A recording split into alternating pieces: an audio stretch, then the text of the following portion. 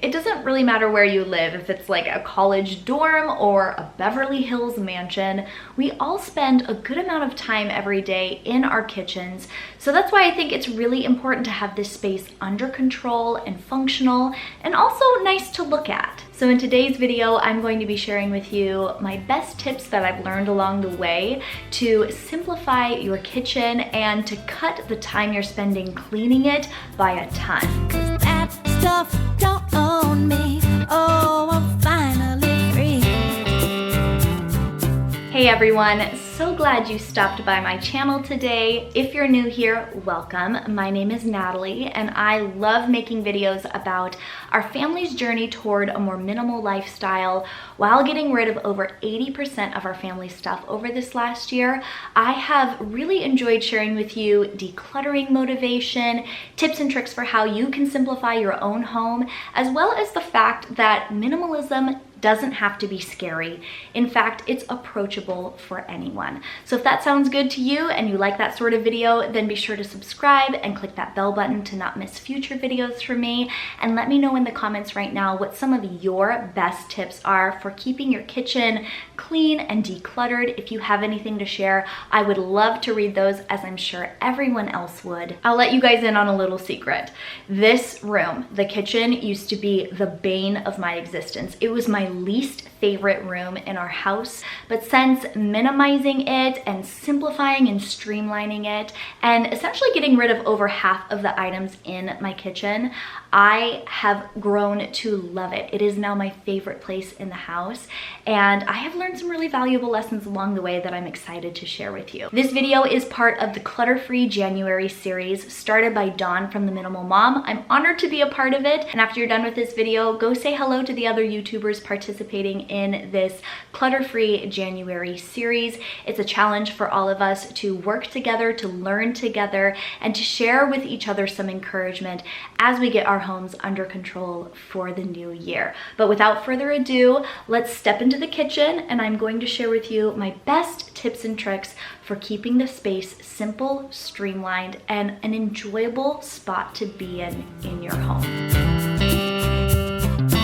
One of the things that's made the biggest difference for how I feel when I'm in my kitchen is clearing off the countertops. It sounds super simple and actually might be a no-brainer to a lot of you, but it took me a while to learn this concept for myself. Having cleared off countertops makes a huge difference for my motivation when I'm in the kitchen, whether it's cooking something or cleaning up the mess afterward. And there is something so soothing and peaceful about cleared off spaces. So this is how I go about doing that. First of all, I don't have any small appliances on my countertop. And you might think that's a little silly, like I use my toaster every day. Why would I go through the effort of putting it away? I can understand things like stand mixers and stuff that you use only monthly, but why the things that you use daily? And here's the thing for me, and it's gonna be different for everyone, but this is what has worked for me. First of all, we don't actually own a lot of small appliances. We have a blender, like a Vitamix sort of blender. It's actually a Ninja blender that is multi-purpose, which I'll get to. We have a countertop toaster oven. My husband has a little coffee machine, a little coffee brewer, and that's about it. And it's actually easy enough for us to put them away after we're done using them. And we've figured out that the couple of seconds that I spend taking it out in the morning or cleaning it up and putting it away when I'm done with it for the rest of the day is absolutely worth it, because it means that I'm not spending several seconds, minutes, or hours visually seeing those things on my counter and having that contribute to the clutter in the kitchen. We have our little dining room table here in our kitchen. Our dining room and our kitchen are really close together. They're basically part of the same room. And another thing to keep in mind when it comes to keeping surfaces clear in your kitchen, if you have a setup like we do, is that your kitchen table is one of those surfaces. And surprisingly, surprisingly, your fridge is one of those surfaces as well. And it's one of the biggest lessons that I have learned along the way to making my kitchen feel streamlined and peaceful and clutter-free. Okay, so we have the surfaces all cleared. It's feeling great and more simple, but what happens when we open up our cabinets? This was an area of my kitchen that had way too much stuff in it about a year ago, and it's been so great getting rid of things. But when it comes to actually parting with items, how do we choose like what needs to stay and what needs to go? So I have a couple of tips for you that will help you make these decisions, things that have helped me. The first thing is to eliminate duplicates. And this is something that we can make collections of. I had like 3 pasta spoons. I had a couple of ladles.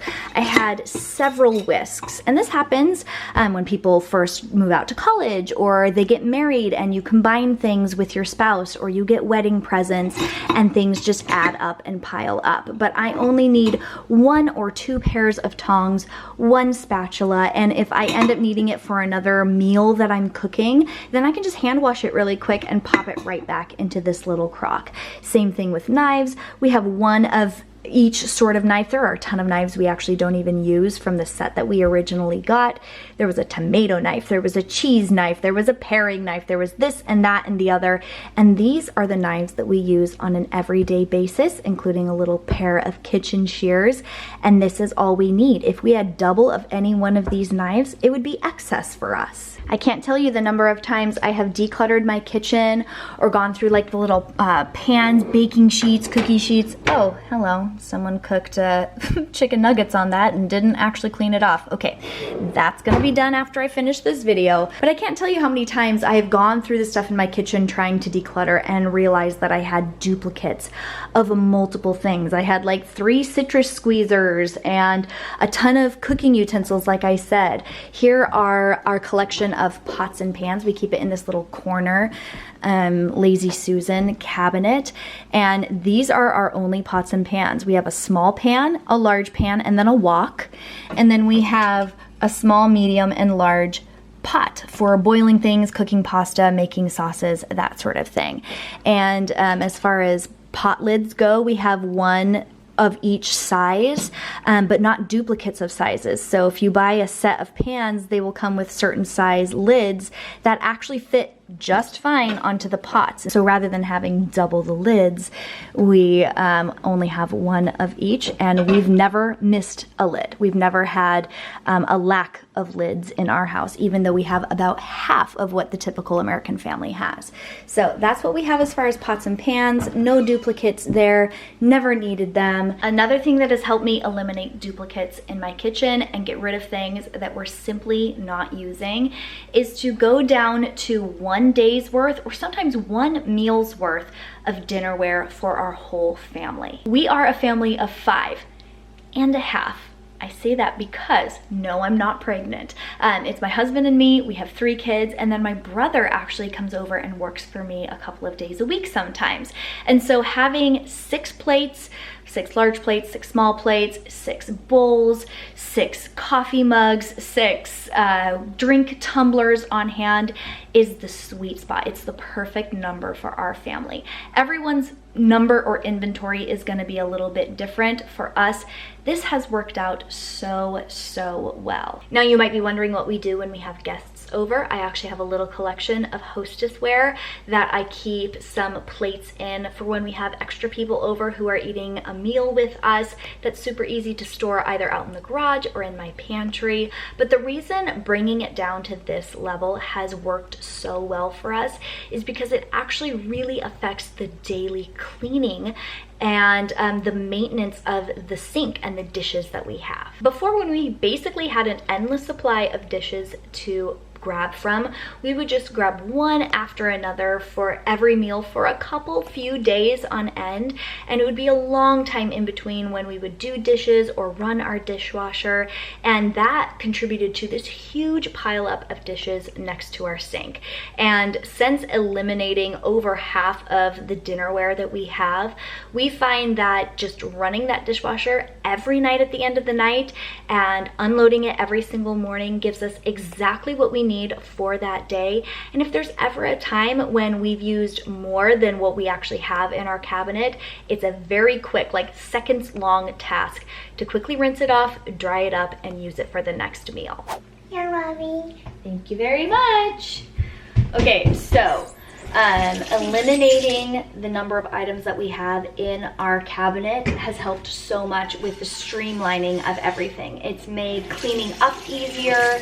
It has made just how I feel about our kitchen so much better. But something that goes hand in hand with a streamlined inventory is actually keeping up with the daily dishes. It took until I was 28 years old to realize that loading your dishwasher at night and unloading it in the morning changes your entire life. Whether you have a dishwasher or you hand wash everything, staying on top of that task daily can help you get through the mess, but also restock your inventory for the next time. And the amount of time that you save by quickly doing a task that takes just a few minutes versus letting it pile up and become something that you do only every few days can make a huge difference for how your kitchen looks and functions, and just the feeling that you have when you step into it, either in the morning when you step into a clean kitchen or at night when you walk away from that clean kitchen. Something that I've learned that has really helped our kitchen stay functional is to store our food storage containers with their lids. We've all been there. I'm just like you. If I don't store my lids with my bottoms, then it just becomes a jumble of lids that I can't find matches to. I have a ton of lids, but none of them actually fit the Tupperware that I have. I call it Tupperware food storage. We actually do Anchor Hawking glass food storage. That's our favorite. I will have them linked in the description box if you guys want to check them out for yourself, or if you're looking to upgrade your food storage. But I remember the first time that I saw this, like lids stored with the containers versus containers stacked by sizes and lids like in some random Ziploc bag floating around in the bottom of your cupboard. It was a friend of mine. I think I was like 15 or 16 years old, and my friend's mom would do this, and I didn't say anything because I wanted to be polite, but I thought it was absolutely crazy. Now I'm a believer. Now I wouldn't have it any other way. And when I first suggested it to my husband, he was like, what? That would take up so much more room. But since I've done a ton of decluttering, I have the room to do this. And once we've gotten rid of over half of the stuff in our kitchen, I suddenly had the room to store our food storage with its lids all stacked up nicely. It made it so we weren't holding on to too much food storage. And when you have too much food storage, you're basically allowing yourself to have a bunch of rotting food in your fridge. When we store too much food, when we have too much food storage, we never make our way through it. We're just like you. Stuff rots in our fridge. It happens to everyone. And when we have too much food storage, it happens even more. My husband's a believer now too. I will give you the happy ending to that story. After doing it this way for a couple of weeks, it only took just a couple of weeks, he was like, wow, this is so much better. When I'm packing my lunch for the next day, when I'm storing the food, the leftovers, because he's usually the one to clean up the kitchen at the end of the night, it's so much easier to find exactly what I need, and it streamlines the cleaning, the storing, the unloading from the dishwasher, and the putting back where it goes. It's awesome, and I highly recommend it. My next tip that I have for you guys, this is one that saved a ton of space in my kitchen, is to quiet that inner Ariel the mermaid and ditch all the gizmos and the gadgets in your kitchen. Before extreme decluttering my kitchen, I had who's-its and what's-its galore. I had thingamabobs. I had little random one single use or like single purpose items in my kitchen. Now you might be absolutely attached to your avocado peeler or your spurtle or this special thing that has one purpose. I'm not telling you to get rid of the stuff that you absolutely love, but consider looking at the things in your kitchen from the perspective of, does this have more than one use?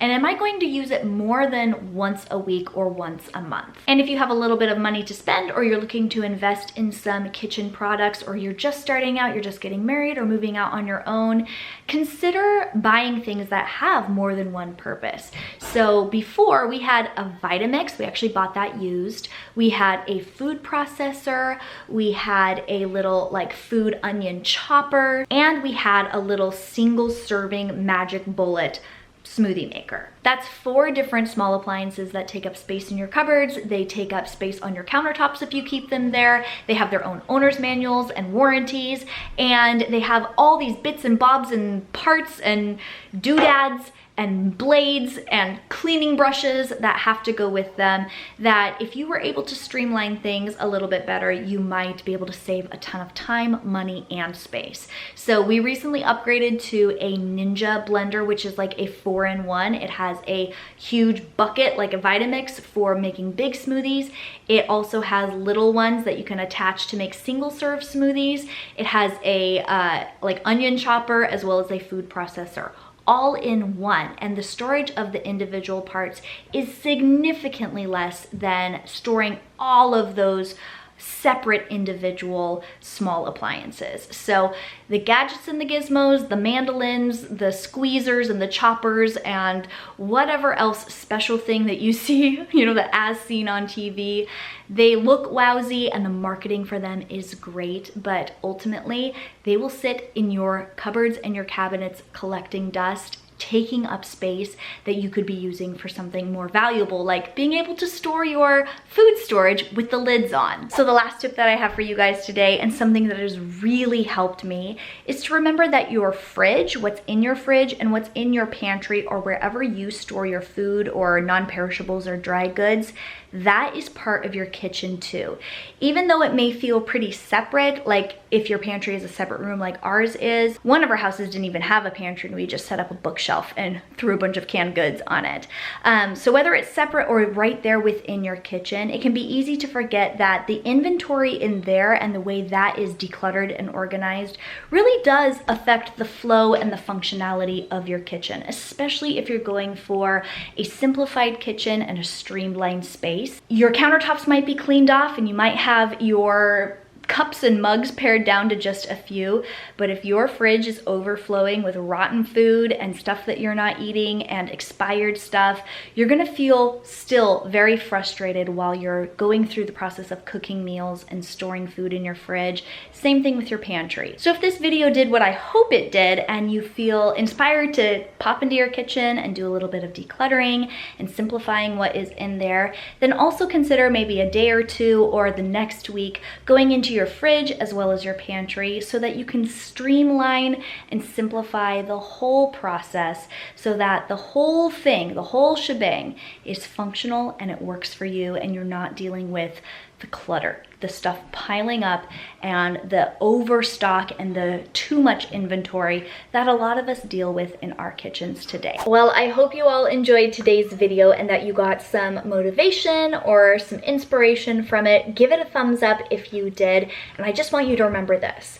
Yes, I call myself a minimalist, and yes, I have a streamlined kitchen and you saw it in its best state. But even in its best state, I still have crumbs on the floor underneath my kitchen table. There is still clothing on the floor that my daughter left over there, her water cup, her abandoned art project. I have a puzzle on my floor, and my sink really could use a good scrubbing. Minimalism doesn't necessarily do the work for you. You're still gonna have to get into the kitchen and cook when you don't wanna cook and clean when you don't wanna clean.